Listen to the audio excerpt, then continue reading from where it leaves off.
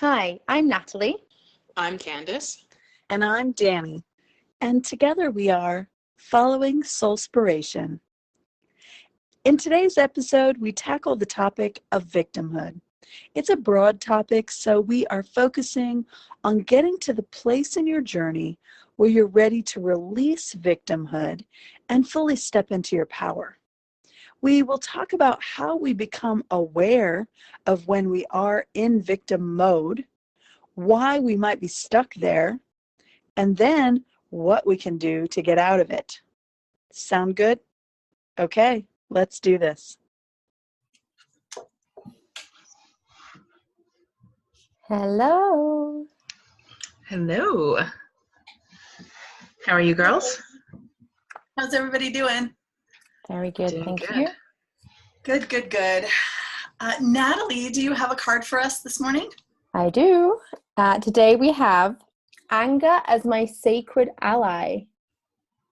So it says, I respect my anger as an expression of my passion for life, as a setter of boundaries and as a protective force within me. When I use my anger wisely, it is a great ally to me, a sacred gift of power.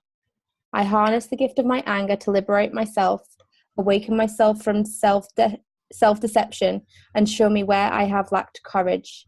I listen to my anger and learn to transform it into a positive force for good. I use my anger as a healing flame to burn off that which no longer serves me, never as a destructive fire to harm myself or others. That's awesome. I love that. Yeah, I pretty love powerful. I don't think I've ever heard anger described so beautifully. Yeah. And I know that it really can be a powerful tool for change in our lives, and sometimes when things just get bad enough and you just have to, be very angry and then decide what you're going to do with that. Mm-hmm. Right? For sure. Well, especially if you look at people like civil rights activists and people like that, right? They have, a lot of times it starts from this place of anger or indignation or like, I can't believe it's like that and we've got to do something. Exactly. And then using it constructively. Yes, for empowerment. That's awesome. So today I want to talk about victim. And I want to talk about victimhood and victim mentality and the seduction and the traps of victim and maybe even kind of how to get out of it, right? Mm-hmm. So I think I'll just kind of start with a very brief kind of outline of what I see as kind of the stages, and then we'll talk about maybe where we've seen ourselves as victim or something personal in some personal way that we relate to victim. So and I'll just tell my personal story with the background, right? So I really feel like I went through the first part of my life as a victim and identifying as a victim, and I didn't have the awareness to know that's what I was doing. So there was no separation. I just saw myself as victim. Okay, then we go through the transformation that starts to happen is when we have an awareness that, oh, that's victim behavior. I'm feeling like a victim here. We start to question it. Am I really a victim?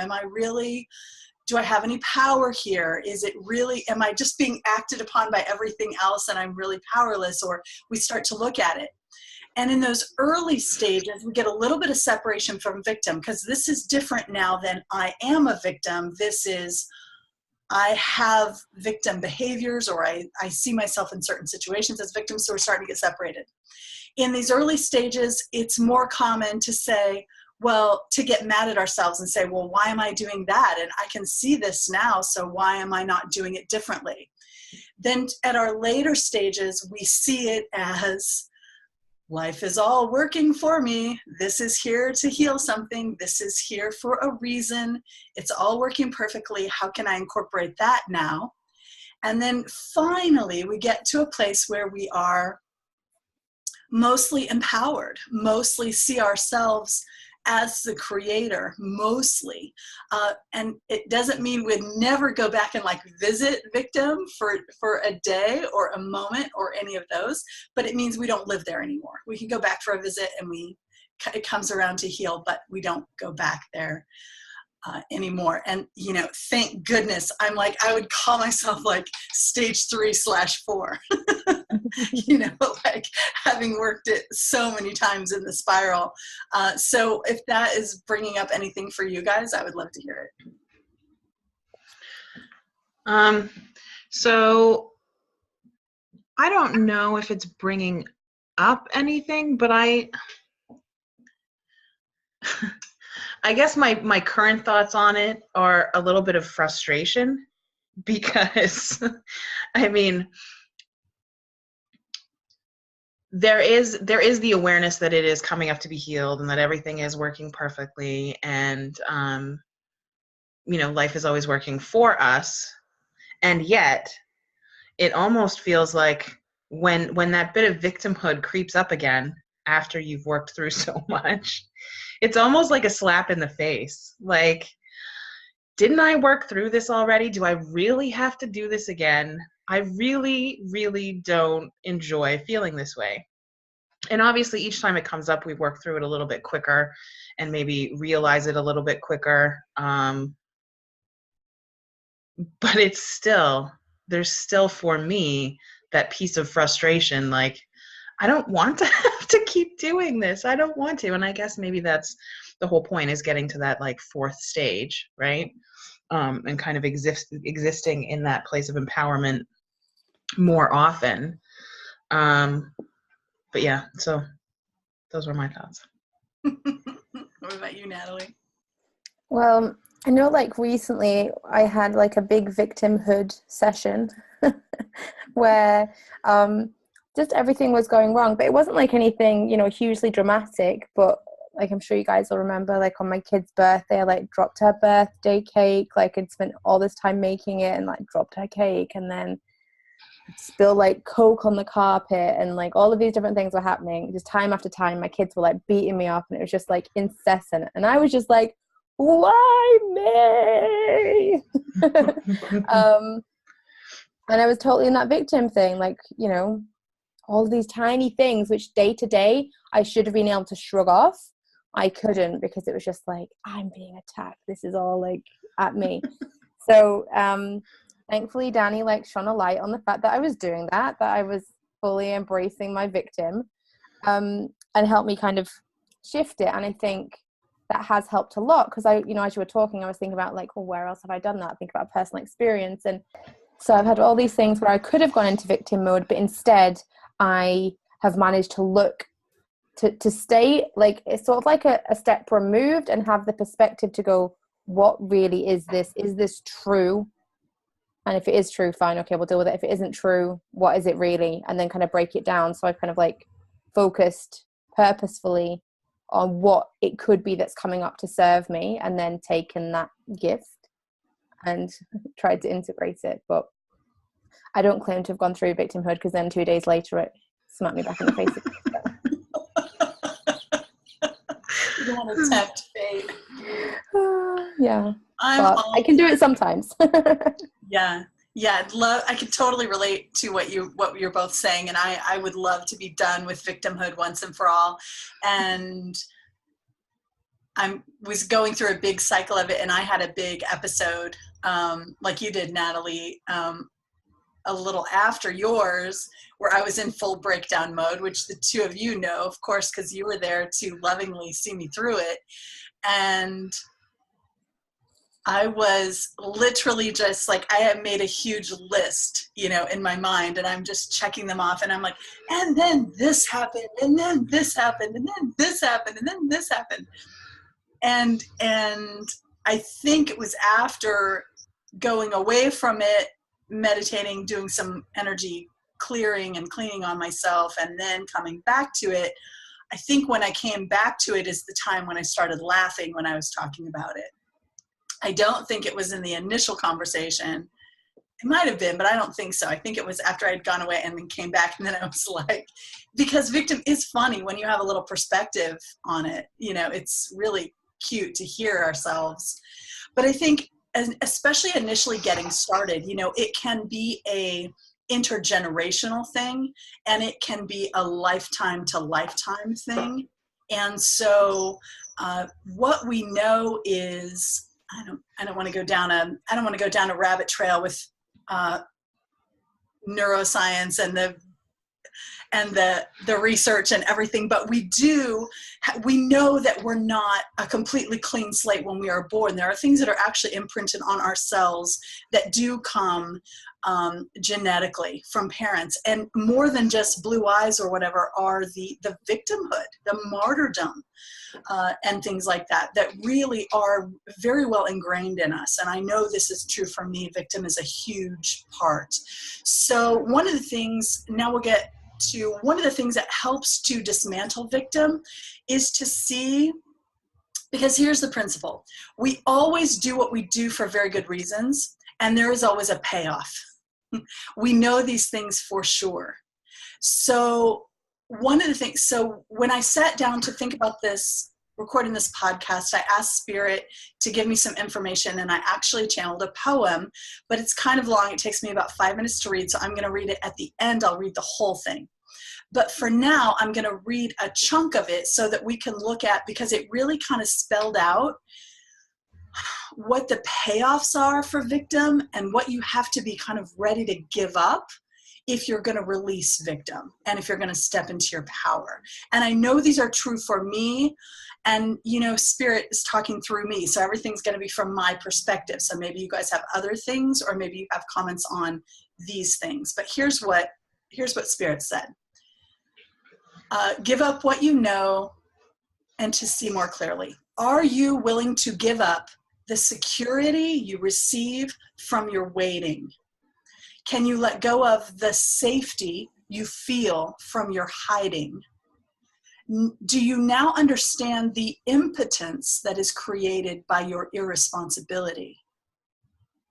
Are you ready to release the love you receive from your helplessness? Anybody else in the house? Because that's a big one for me. I get love for being helpless from people who want to help. Will you recognize the righteousness you feel from your martyrdom? Another one, me all the way. That one's definitely me. That one's me in my marriage. Oh, baby, I was a martyr, baby.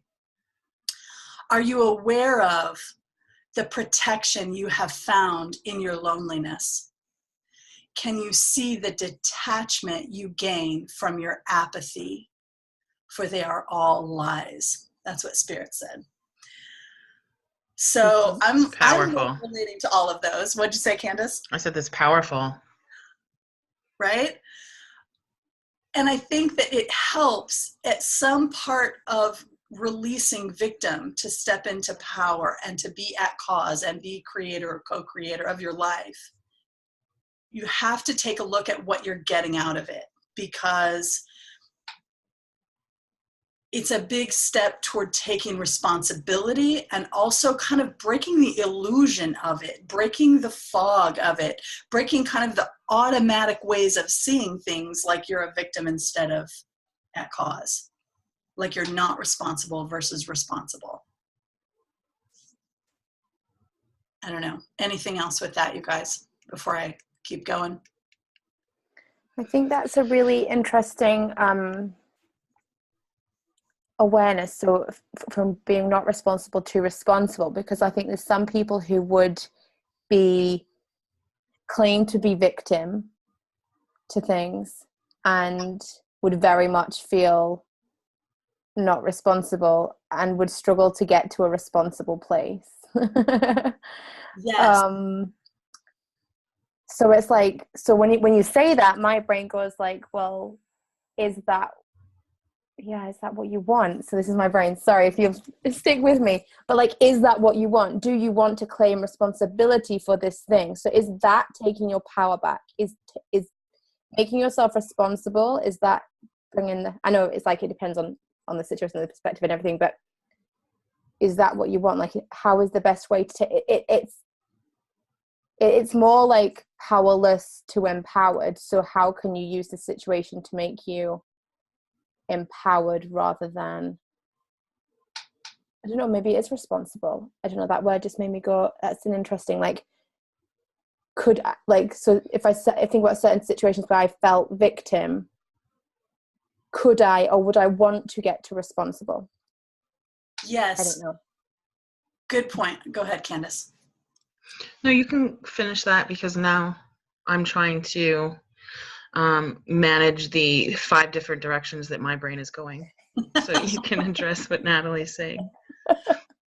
I recognize that it is a slippery slope, because a lot of times with responsibility, we attach criticism and blame to responsibility, right? Yeah. But this is responsibility as far as, this is my part. This is the part I play in creating this. And without blame and criticism, because we are all doing our best all the time. So there's never really any blame, knowing that we're all doing our best, that bad things happen, that ideally things would be completely different. But there's responsibility for my part, and then there's responsibility for, yes, this is what happened, I need to accept it, and now what can I do? Yeah, so kind of maybe responsibility for healing it. So like you can look at your role for healing it, rather than say, this happened to me and now this happened to me and that's it. You can then take responsibility for what you're going to do with that going forward as well. So that's maybe an element where responsibility is more positive. But yeah, I agree. It's just that word does have that negative connotation where it's like responsibility. Someone needs to be at fault. Yeah. And so if I'm taking responsibility for it, I'm taking the fault, I'm taking the blame for whatever it is. Right. And the idea from me is that there is no fault ever, which is hard for some people, but there's no fault ever. There's no blame ever. Right. We're all just creating the experiences that we need to learn, whatever it is that we need to learn at that time. And maybe that's a piece of the responsibility also, is just the awareness, like the awareness of, this is what I need to be learning, integrating, experiencing right now, so that I can get to this next thing, this next big thing. And so I'm having a hard time articulating this, but it's like taking responsibility for your reaction, or how you interpret it, or how you internalize it, and how you use it. So my dog ran away, and it can be poor me, or it can be, wow, my dog ran away and got hit by a car and it was the worst thing ever, but now I'm going to advocate for electric fences, something. But it's a totally different mentality. Wow, this was really terrible, but here's what I'm going to do with it. Yeah. So the responsibility there. Sorry. Yeah. It doesn't have to take away from the pain or what happened. Like that change in how you deal with it doesn't force you to not actually feel all the feelings you're going to feel. You're allowed to feel the victim, but it's just then using that, I guess, like using the anger, using it to heal something, using it to move you forward. Yeah. Right. Yeah. I love that. And I got the protection you have found in your loneliness. For me, this is pretty much shutting people out at a certain level, like not letting people get too close.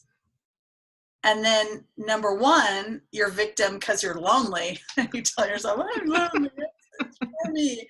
And the second thing is that loneliness, though, is your protection. Against being hurt. Right. Against being, against. And a lot of this for me was about hiding and being in the shadows.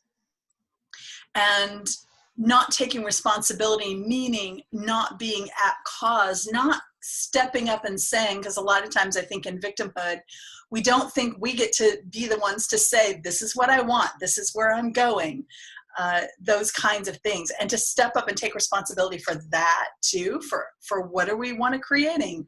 What do we want to create? Who am I going to be?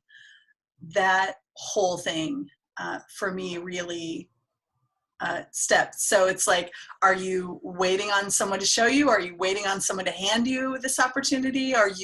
What role are you taking, in stepping out of victim and creating something different from that?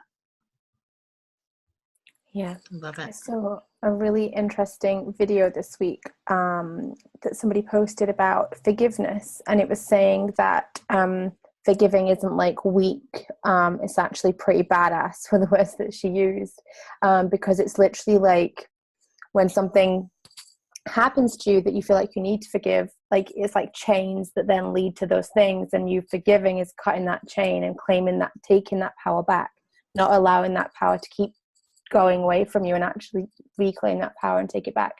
So I love that, because I just feel that kind of fits in with this. So it's just like not allowing all of these things to keep draining your power, just cut that chain, take it back. And there's so much strength in that. Like, it's not an easy thing to do, but it's pretty badass.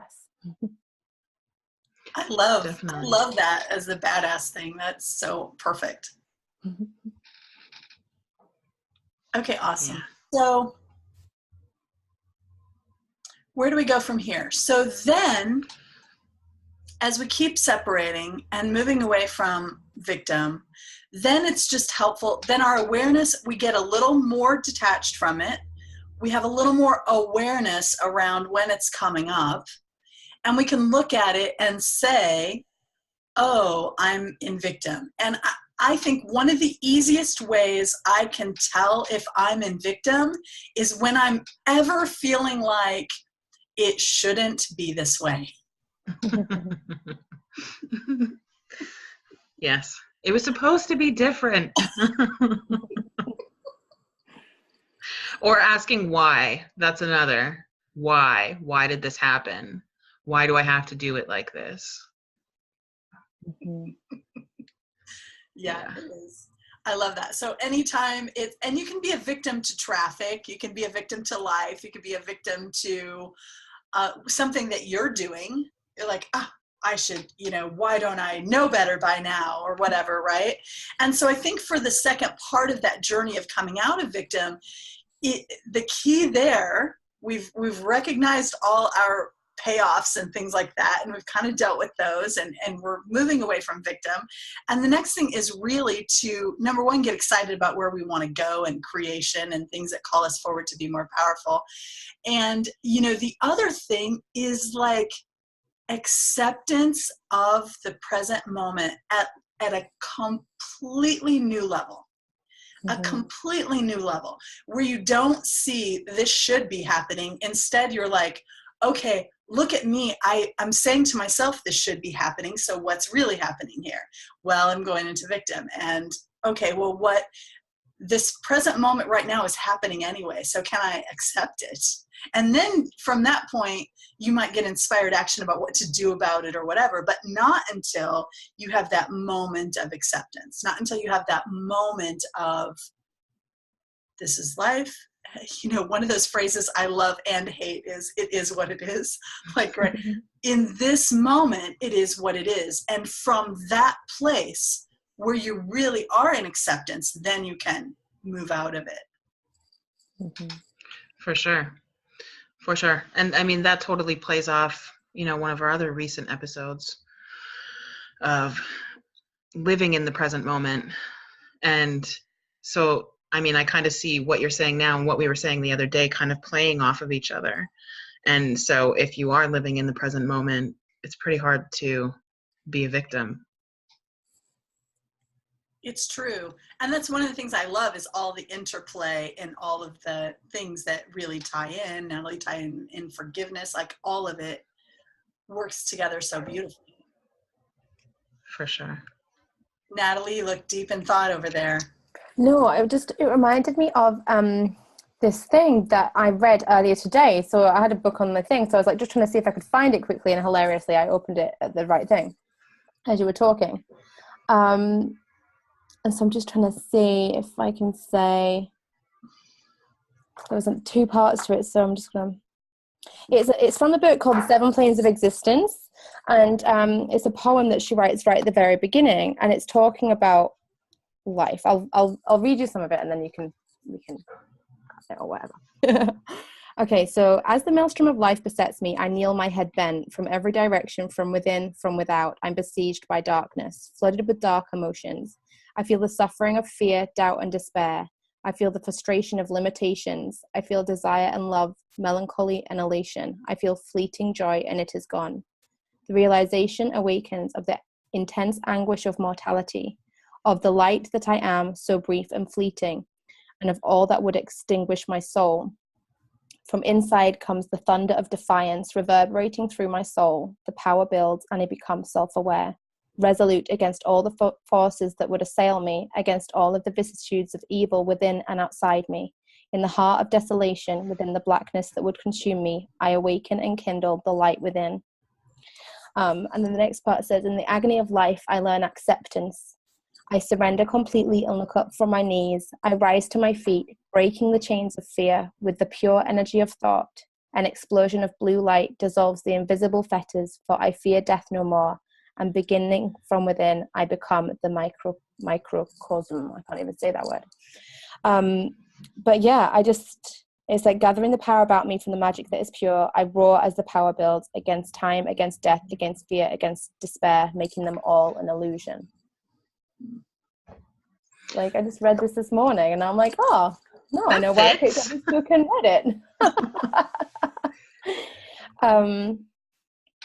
But yeah, and it's just all about the now, and all of the other things being the fear and the coulds, shoulds, woulds, expectations that we have of ourselves and other people, which, you know, is what leads to that feeling of victimhood.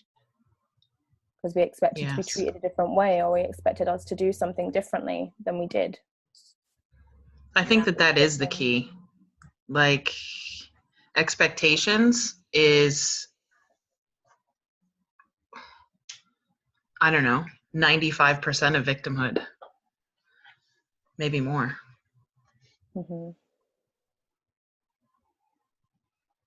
Okay, that's like not even sinking into my brain. I don't even know what to say about that. About expectations or the poem? Expectations. So if we expect things to be a certain way, it comes back to what you were saying about how something should be. So the expectation that someone is going to treat us a certain way, the expectation that life is going to be roses, the expectation that your spouse is going to come home and cook dinner and do the dishes and run a bath for you.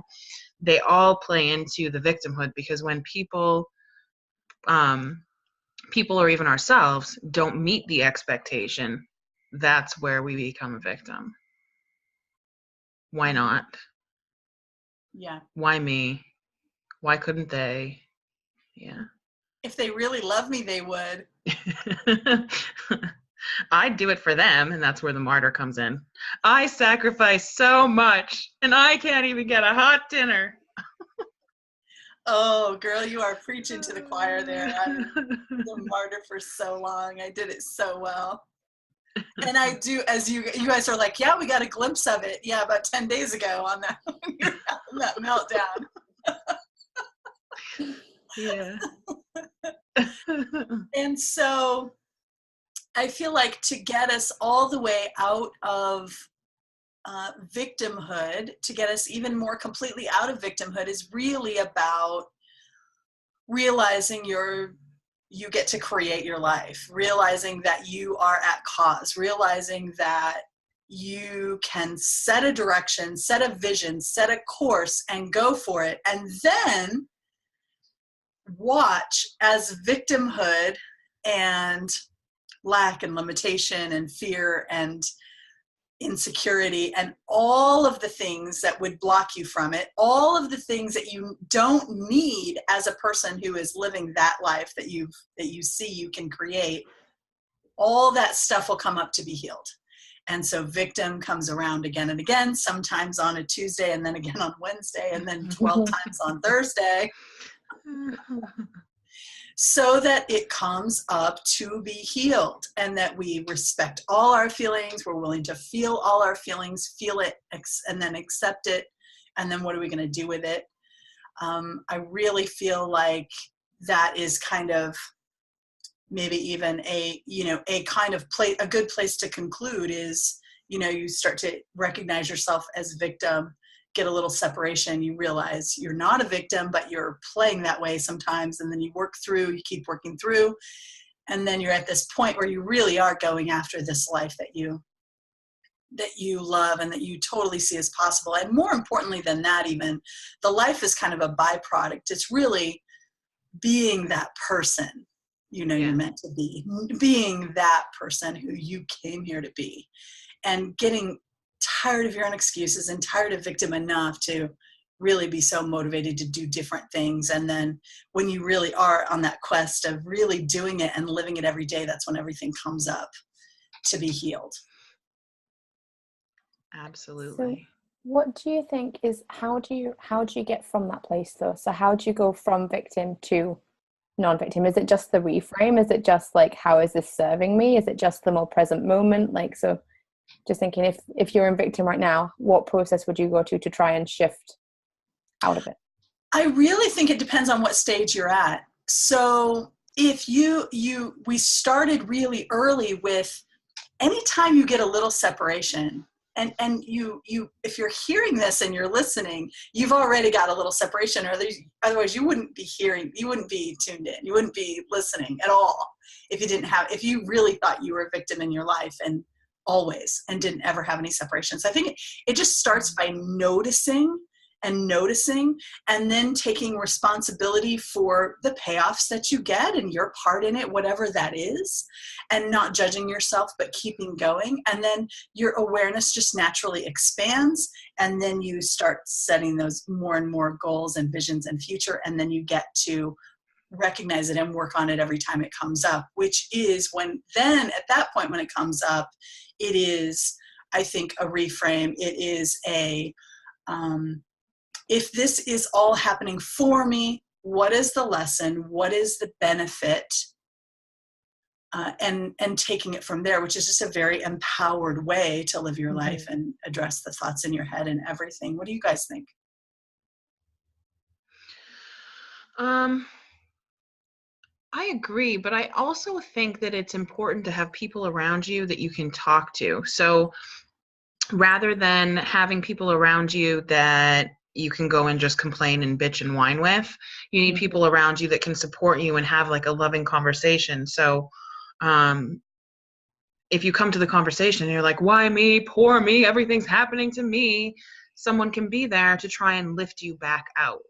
Because if you surround yourself with people who are just going to commiserate with you, you're going to stay there. So that's what I would say that I think is important. Mm-hmm. That's so true. And often on the outside, you're more able to see what's going on. So they'll have that different perspective that you might not be able to see for yourself, like the reality of the situation, because you're too deep in it. So having someone just to shine a light on the things that you can't see.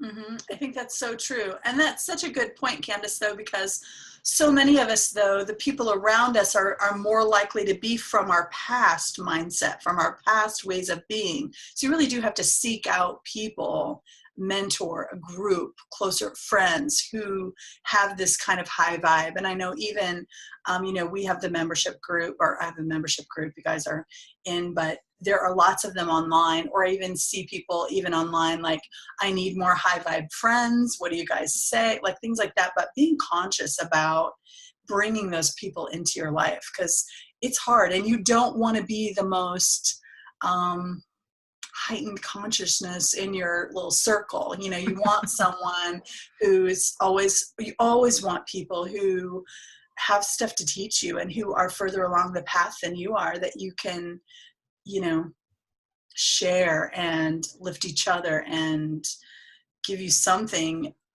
for that evidence too, that, yeah, this is possible and they came through it and look at what they're doing and look how empowering that is, just because we know, right, that what we believe is so important. If we have people around us who are actually doing what we think we want to do, or have come through what we want to go through and what we want to hope we can get to the other side of, it's so empowering to be with them and just have that belief of like, I know it can be done, or I know it's possible. Helps so much. All right, cool. Okay, cool. So should I read the poem? Should we? Yes, please. Should I do that? Okay. Okay, I'm going to read it. And this might be ugly. Let me just see. It's up on my screen, so here I go. Victim. Victimhood is a cloak I wear to keep myself safe and hidden, like a child cowering in the shadows. Surely someone will come along to save me. My parents will definitely save me. That's their job, right? If they really loved me, they definitely would. No? Well, my lover then. My work? My guru? My God, surely you have not forsaken me. Never, child. We love you so much that we will wait for you to save yourself. No one else, not even me, can do it for you. And you already know this, but still you wait for someone to come, for something to change. Take all the time you need. When you are ready, you will stop waiting. When you are ready, you will come out of the corner. When you are ready, you will shed the cloak of victimhood. For it will be too heavy to bear. That is when you'll know it's time. Till then, we will tell you this. Open your eyes and glimpse your true power. If you could, you would never again ask me or anyone else to do what you alone can do. Why would I rob you of the chance to receive the riches that wait for you on the other side of this valley that is victimhood? You think the valley is a desolate place. No, it is actually rich and luscious, miraculous wonders await. They await not because they're in the future. They await for you to claim them right now. Your power is not someday, your power is now. Leaving victim is not a process. It is a moment. It is a willingness to give up what you know and to see more clearly. Are you willing to give up the security you receive from your waiting? Can you let go of the safety you feel from your hiding? Do you now understand the impotence that is created by your irresponsibility? Are you ready to release the love you receive from your helplessness? Will you recognize the righteousness you feel from your martyrdom? Are you aware of the protection you have found in your loneliness? Can you see the detachment you gain from your apathy? For they are all lies. They're all illusions, but they've been so well practiced, handed down generation after generation, life after life, that you don't know it's an illusion. It all seems so real. And while that is the case, nothing else is possible. The truth is you are already saved. The truth is you are already safe. Once upon a time, the illusion of victimhood served you well, but that was then, and this is now. Victim no longer resonates or captivates. You have grown weary of your own excuses. You see through your own complaints. Victimhood is the excuse you no longer need or even want. It's time to step forward. You have already been saved. Said more clearly, you only needed to understand you never needed to be saved. This is your permission, the line in the sand. This is your rebirth. There's no going back. We see who you are. We have always seen you. The difference is now you see it too. There is no going back. Okay, yes, you'll go back and you will visit from time to time, but you will never live there again. The illusion, the spell, the fog has dissipated. It has been transmuted back to the all that is. You are no longer shrouded or connected to these concepts that kept you so still, so stagnant, so stuck, so sorry for yourself. You are now free to see your own magnificence and your power and your possibility, and you will no longer be willing to settle for hiding and waiting and wishing any longer. And now it is our turn to wait, to see what you will create. Yay. Wow. Goosebumps galore. That's Really amazing. It's a little long, but it's a goodie. It's a little long, but it's so worth it. There is so much in that. So much in that. Thank you. So for those who are listening, we'll put it on the website in the Conversations with Spirit. Spirit tab. We'll put it in there, but it's called Victim. Okay, great. Anything else, you guys, before we close up for today? I don't think so. That was awesome. Yeah, this was great. Thank you so much. I love you both. All right. Bye, girls. Bye. Bye.